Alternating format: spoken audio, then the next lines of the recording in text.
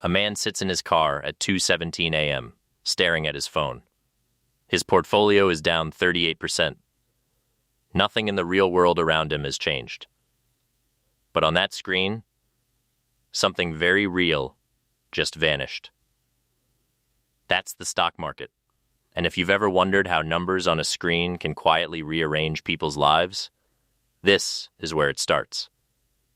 Because the stock market isn't just charts and tickers. It's a system built on ownership, belief, and occasionally mass confusion.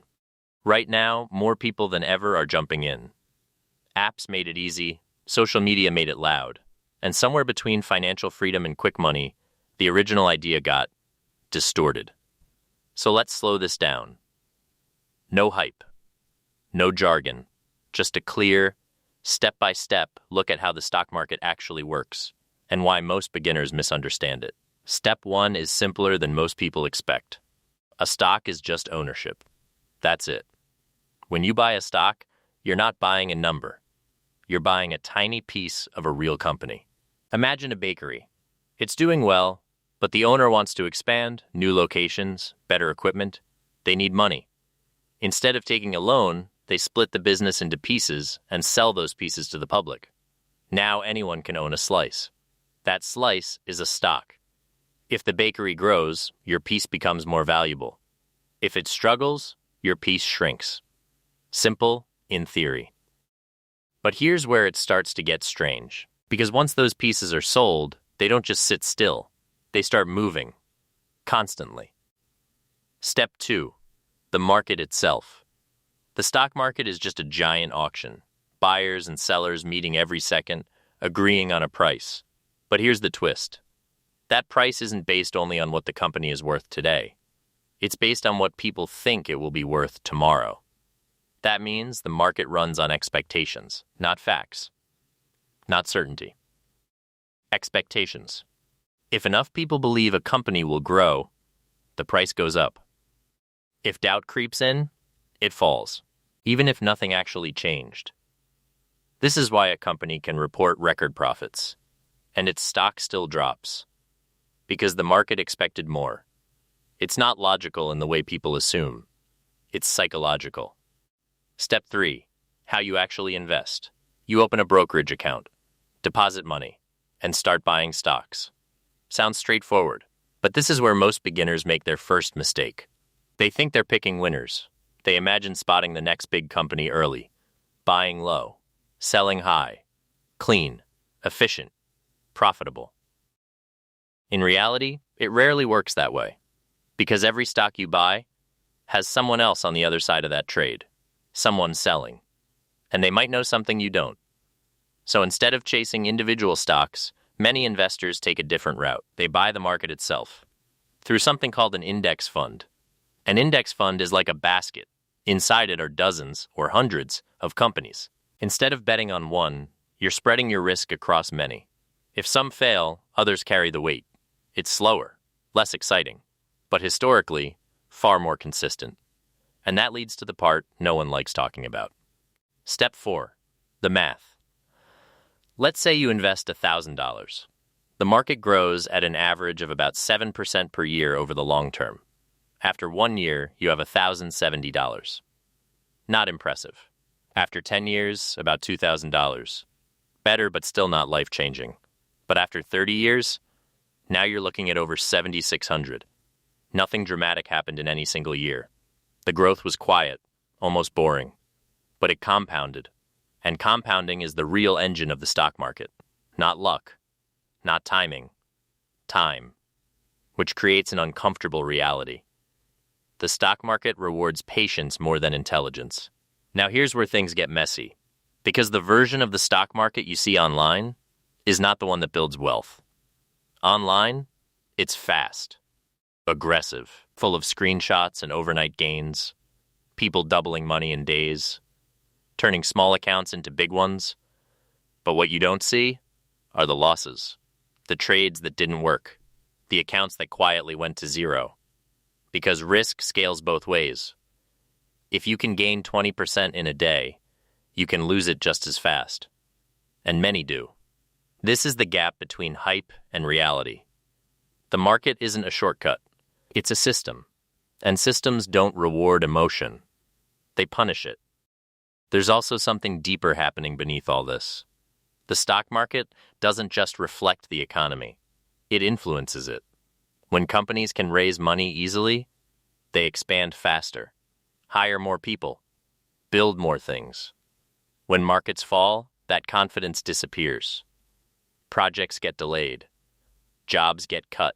So when you invest, you're not just participating in a game. You're stepping into a feedback loop that connects money, business, and human behavior.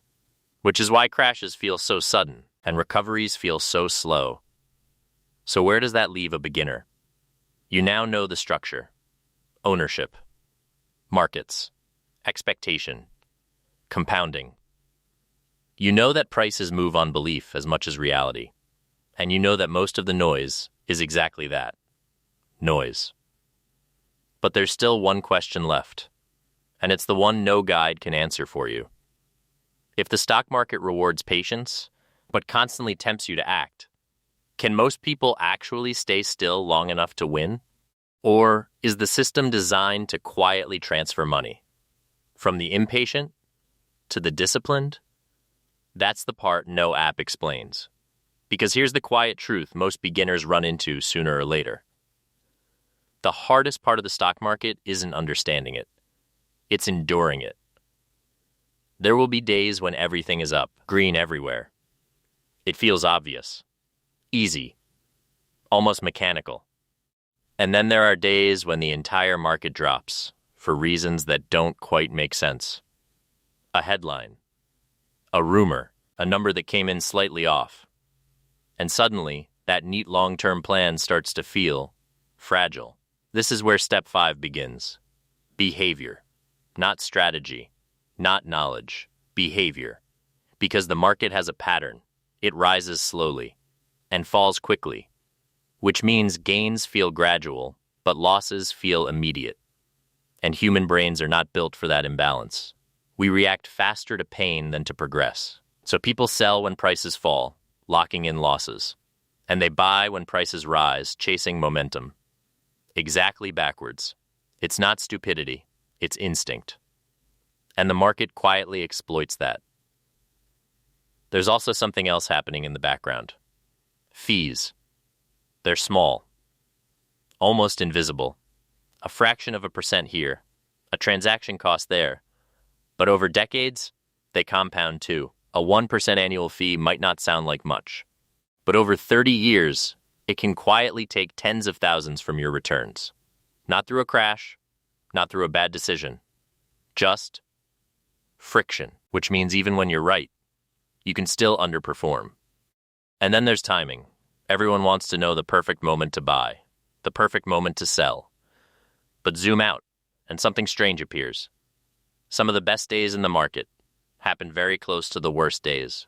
Miss just a handful of those best days, and your long-term returns drop significantly. But to catch them, you'd have to stay invested. Through the worst days. There's no clean separation, no safe shortcut. You either endure the volatility, or you risk missing the recovery. So the system reveals itself piece by piece.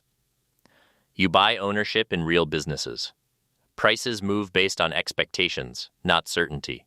Diversification reduces risk but slows excitement. Compounding rewards time, not speed. And behavior determines outcomes more than strategy. It's not complicated, but it's not easy either. And maybe that's the final contradiction. The stock market is one of the simplest wealth-building systems ever created. Accessible, transparent, proven over time. And yet, most participants don't get the full benefit. Not because the system fails, but because they step out of it too early. Or interact with it in ways it was never designed to reward. So if you strip everything back, all the apps, all the noise, all the predictions, what you're left with is a quiet mechanism that does one thing very well. It transfers value over time, from short-term thinking to long-term discipline, which brings us back to that screen. Numbers rising, falling, flickering. It looks like chaos, but underneath, it's structured. Predictable in one way, unpredictable in another, and always moving forward. So the real question isn't whether the market works. It does. The question is simpler.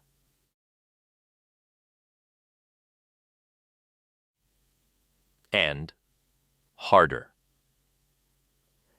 In a system that rewards patience, but constantly tests it.